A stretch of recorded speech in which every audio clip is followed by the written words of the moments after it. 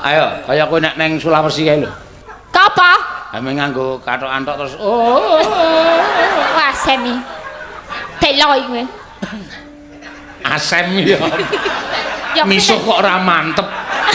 Asem. Ngono diajarine asem mi kowe iki.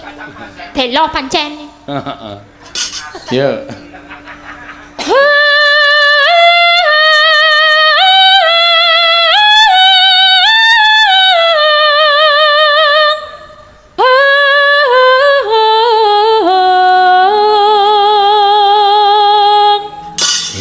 Sip. Jos tenan. Apa lahir? Kaya wong bayen.